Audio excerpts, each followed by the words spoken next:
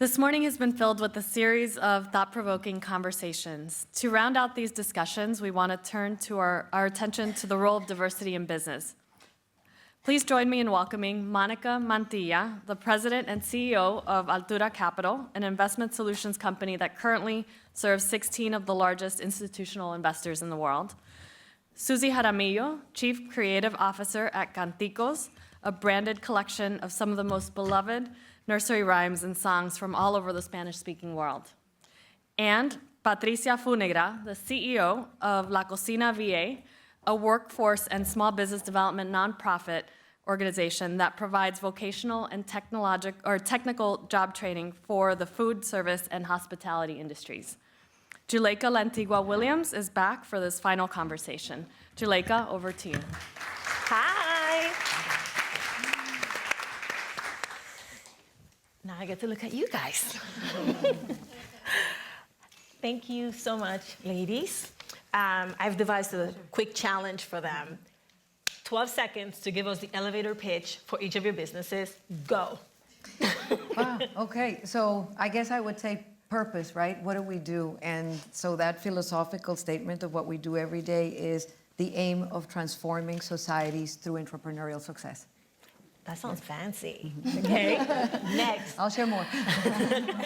So in Cantos Media Studios, we tell stories inspired by a world of culture. Our first brand and story platform is Canticos. Now you can find Canticos on nickjr.com. And soon you will see a suite of Canticos products in a big box store near you. I'm in the business of empowering the planners, the makers of better futures through providing access to an ecosystem of resources for entrepreneurs and job seekers. Nice. That was all under 12 seconds. Okay. I would invest. I would totally invest. All right. So you guys are here today because you created something that didn't exist before, right? But there isn't such a thing as an overnight success. So I imagine that there were a lot of challenges and obstacles that you guys overcame. I'd like for you to touch upon one that you thought was the most instructive for you, that from which you derived important lessons about how to continue on your path to being a businesswoman. Patricia. Yeah, I will probably present it in two different sides of the problem or the challenge. One is the systemic, more big picture challenge that we face, but then it's our own personal challenges.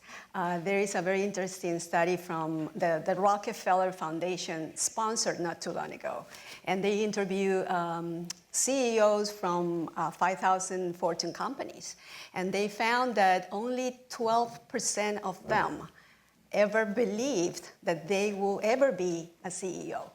So we have to believe in ourselves, and if somebody tells us you have potential, we have to believe it and do something about it. So I would say personal challenges are things that are under our control, and that we have to be aware of that.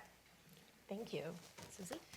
So I'm an artist by training and an entrepreneur by character, I would say. And this is my second entrepreneurial venture after the advertising world, where I sold the agency and took time off to center myself on my purpose, and combine that with what I thought was a white space and a need that needed to be served. I have a deep affection and love for our culture, and I saw a massive white space in terms of how our culture was being served by the content out there and the brands out there, especially knowing how retailers feel about the Latina customer. And therefore, I created a company designed to fill that need, to fill that white space of content that was IP that could go to CP, right? To service IP that. to CP. IP is intellectual property. CP is consumer product. It's a very simple Doc McStuffins world, right? So I mean, we need our brands. Where are our stories? Where are our brands? Where are our characters? It's 2% of Hollywood is Latino. 18% of the population is Latino. We have this wonderful, rich heritage. I'm an artist by training. I love stories. I'm a storyteller, a brand builder. So I believe that the best use of my skill set would be to center myself on that. And there's the old saying, like, if you don't believe in in you, who else will? So I just started doing it because you only get one shot at life, and it's what I was meant to do. All right, so I hear believe in self. I hear feeling a void. Yeah, you know, one of the things that I've been extremely passionate about, and it's because it's such a big challenge, right? And I feel that we do all together have the capacity to overcome it, is the huge opportunity that relies in our communities and in women and in the Hispanic community. We think about the Hispanic community, there's a $1.5 trillion gap that if we were at parity of capital, we would be able to grow and transform our companies in a much more significant way than what we have the ability to do now. So for me, that's a big problem that I love to help address and resolve. And so that it's a question that is a very complex one because it has many areas. It has an area of getting better research so we can better understand our problems. It has an aspect of building our entrepreneurial capacity, so entrepreneurs are better at what they do. And it also has a perspective of getting to work better with corporations so that we can provide the products and services that they need and we can win together. So for me, that's a huge problem, but also a huge opportunity. And what we've tried to do is build the financial solutions that will allow these companies, as we identify them and work with them, to be able to grow. So we can give them both capital and strategic resources. And the big challenge on a personal side, I'd say, is I came when I was 25 years old, and I was a lady in a new country with no job, with no networks, with just great education and a great family who supported us. So I think that, you know, we as immigrants reinvent ourselves when we come here, but that actually creates like an interesting contrast of who we were in our countries, who we are here, and we end up feeling, what I feel now is that we truly are one. It's just a journey that has had, you know, not many stops. So I want to pivot from what you just said, because I think you touched upon probably the most consequential barrier to entry, which is access to capital. So I want to ask Patricia and Susie to talk about, in as much detail as you can and as frankly as you can, about how did you overcome that? Because it takes money to make money. Mm-hmm. So absolutely. I'm in the nonprofit sector, so it's probably different than my colleagues here. But grants and donations are the regular sources of funding. However, we are exploring and working with impact investors these days, which is it's a new movement that of investors, private funds and private money that are trying to do well and do good at the same time. So they put their money and their investments on the issues that they care about. So workforce development in our case and entrepreneurship. So we are exploring that interesting new space, and for the ones in the audience interested in working or currently working in the nonprofit sector, I will suggest to explore that and to be open-minded. We have to create different sources of revenue. It's a competitive market, and even more now than ever with the political context, nonprofits are suffering from that. But we have to be, like in business, smart, creative, innovative to find different sources of funding. thank you. Susie? So I had the fortune of working in media prior to this second incarnation of who we are. And in media, I was able to have great relationships with so many, you know, Latin professionals who understood the white space and understood the massive opportunity around the Latina customer, right? So when I came up with this idea, I took it to my friends and colleagues who I knew would just see it, would see the white space, would get the opportunity. And we self-funded together. Okay. And with our relationships, because between the four of us, we know a lot of people, we were able to put a lot together. So it really came from understanding the white space, understanding how to put the pieces together creatively, understanding what kind of expertise, what kind of media expertise, background expertise can help bring the project to life, and just as professionals funding it ourselves. And that's how we got it off the ground. And something I'd like to mention that has to do with your question is there's wonderful organizations like the Stanford Latino Entrepreneurship Initiative, for example, that are helping companies to scale, helping companies connect with capital, getting the right research out there. So it's great to see that as we evolve as a community, we are developing the right infrastructure to be able to, you know, create the outcomes that we all want. That was perfect, because my next question is to you, because you, of all of us, have more of a bird's eye view on the trends within Latina business and entrepreneurship. And so I wanted to know, where are the greatest opportunities right now? In what sectors, in what field? Where is the it career for 5 or 10 years from now that Latinas should be thinking about today? That's a great question. And so we have a pool of capital, $147 million to invest in small businesses. So we're always asking ourselves the question, where are we going to deploy it? So we listen a lot to corporate America, because corporate America is the biggest potential buyer of goods and services of Latinos. So for example, in the retail sector, there's ethnic food, there's ethnic products. We were just talking about media products, right? Addressing, cultural affinities. And so we try to listen to the voice of corporations and understand what they need, whether it's retail, whether it's manufacturing capacity, infrastructure building, and it could be healthcare. For example, there's a lot of transformational models in healthcare. There's lots of transformational models in education. So we're trying to listen to the voice of the market, and we're sort of always tracking a recipe of 4 ingredients, right? Okay. Finding the right entrepreneurs, finding the right small minority businesses to invest in, finding the right corporations that will buy the goods and services, and providing them the right capital structure, so those 3 pieces, and with the 4th capital, can create the right successful story. So, but I would say in the retail arena, there's definitely a great opportunity to continue to work with the Krogers of the world, the Walmarts of the world, the CVSs of the world, to be able to address the needs because our market is not the minority market anymore. Right. Our market is actually the majority market. And just to jump in, our market drives the growth. Like all across the board in terms of retail and CP, it's all the Hispanic market that's really driving the growth, which is why there's so much opportunity. If you understand that market and you can bring these companies closer to the customer, you have an edge. Yeah. And I would like to add something which is actually one step behind access to capital. We work with clients from underserved communities, low income, and women coming from troubled backgrounds. So when they have an idea to open a business, and in our case, in the food service industry, they feel lost. They don't know where to start, where to go, who to talk to, what type of training they need to access, and capital comes at the end of that road. We are now working on creating an ecosystem that packs and offers all these resources all together. What type of training, what type of network you have to be exposed to, what type of certifications, business ideas, how to develop your business plan, how to have a solid presentation in front of potential investors. So finding a way to pack all the resources that are needed by entrepreneurs to take the next step and to make that idea a reality and bring it to life. Absolutely. So Susie, I have a question for you, because like you, I started out as a creator, as a writer, and now I'm a businesswoman, and it's a psychological leap.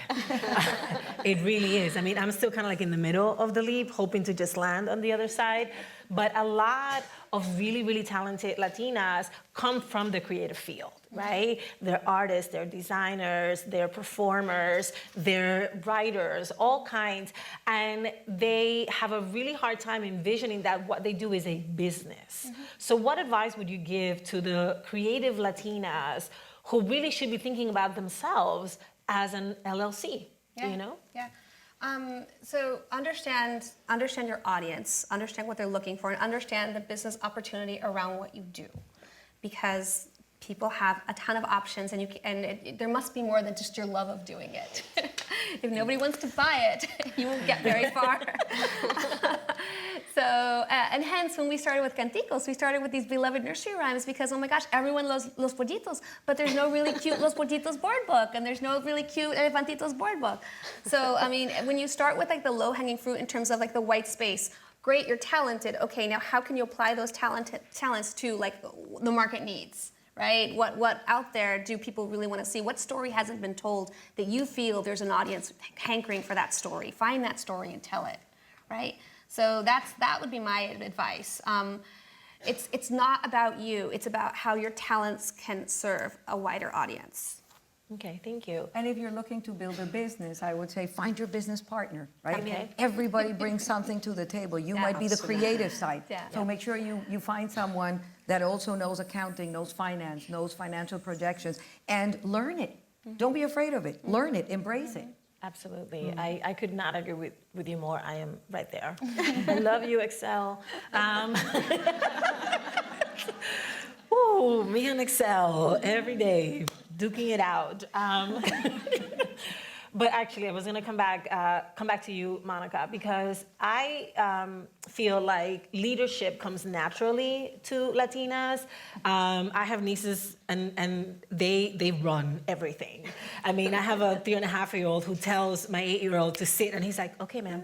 And so I feel like the leadership comes naturally, but the imagining oneself as CEO, as an entrepreneur, that definitely takes a leap. So when should we start thinking about introducing these ideas to our girls, and how do we also create examples for them at home, in their classrooms, in their friend groups? Like, how do we put that spark in them? So I have two daughters, a 12-year-old and a 20-year-old, and I started to talk to them about stocks and bonds and entrepreneurship since they, like, along with ABC 1, 2, 3, right? Because I think that all these are concepts that, and my mother, I think I am, and I've done the humble things I've been able to accomplish because I had a mother who always told me there's no limit. You can, work hard, study hard, demonstrate your caliber, and there was this sense of no limit. And I think that is a very important thing to instill in our girls, that there are no limits, that there are mistakes we will make, that there are many things we need to learn, that we'll have strengths and weaknesses always, but that the path is always there for the one who's able to learn, pick up the pieces, and move forward. And just be able to stand up, learn the lesson, and move forward. So I think that there's never a too young for that. And I think that instilling that in ourselves also, because, the road, as you said at the beginning, is one where there always will be failures and successes. And we probably will learn more about the failures than we will about the successes. And so having that mindset of every opportunity that went south is actually a great opportunity to sit down, reflect, and say, given that happened, what's my next game going to be? So, and never too young is there. I think my daughter is 6, and she's the most efficient boss lady of the house. Like, she runs everything. So I think sometimes they just pick things up. But yeah, I mean, it's amazing. Just to set the best example you can possibly set, I suppose. Yeah. And I think that summarizes to role models. And for the ones that have been called to serve and are participating at platforms of influence and some type of power, it's our responsibility to bring others along the way and expose them to leadership development opportunities, to be actives in their communities. So role models and mentors are important as well. So good, you were the last one to talk. My question is for you. Well, it's for all of you, but I wanted you to start thinking about it because you alluded to it in an earlier response where you said that the current political environment has had some impact on nonprofits. And the question is for the entire panel, has the current political environment positively or negatively impacted your business and how you go about it? Definitely impacted my community, the Latino community that we work with here in the DMV region. There is a lot of fear. But on the other side, the example of Alexandria winning last night in New York, to me, activism is the suspension of disbelief. So we have to go out and put our word in front of, once again, these tables of influence to advocate for change. And that's what we teach and expose our clients to. We have to have a voice that represents us, and diversity only gives us that representation, but inclusion is what will give us real change. So to bring those voices to those tables, to invite elected officials to come down to the communities and not just to talk to them, but to listen to what they have to say and do something about it. And us, as representatives of those communities, to follow through, to keep advocating and influence that system that unfortunately is going through very tough times these days. Thank you. Susie? I think that given the current sort of climate and the conversation around Latinos and who we are, it becomes more and more important that we control our narrative, that we tell our own stories of who we are as a people, of what our culture looks like. The idea with Canticos is that when Canticos goes into supermarkets and you see, you know, plush, beautiful Los Pollitos and books and clothing, you'll think, this is my culture. I'm badging myself with some of the most beautiful parts of what made my childhood wonderful, right? So I think it creates actually more demand for content where you are well represented, for content that speaks to you. So I think on the one hand, it's a challenging climate, but on the other hand, it really creates more market demand to see how people should be represented. Hence Coco's massive Exactly, success. massive success. Okay. And I think on the entrepreneurial side, you know, Hispanic firms are growing at 3 times the pace of the rest of the market. So we're growing regardless, right? In this market, we'll continue to boom. That speaks to a tremendous amount of opportunity. And you know, I'm a private equity fund, and many private equity funds invest in companies that are 5 million plus EBITDA, 10 million plus EBITDA. We're on this lower side of 1 to 5 million EBITDA. We could do larger, but we see a lot of opportunity in that smaller market. So, and it's still underserved. There's still much less competition that there is on the upper tier. So what we see is a tremendous amount of opportunity, and actually through this new tax reform, there's a phenomenal opportunity, a window of opportunity with the opportunity zones that have been created. And so I think that is something to be tracked, to be developed. There's a phenomenal opportunity to create pools of funds that are going to serve these opportunity zones.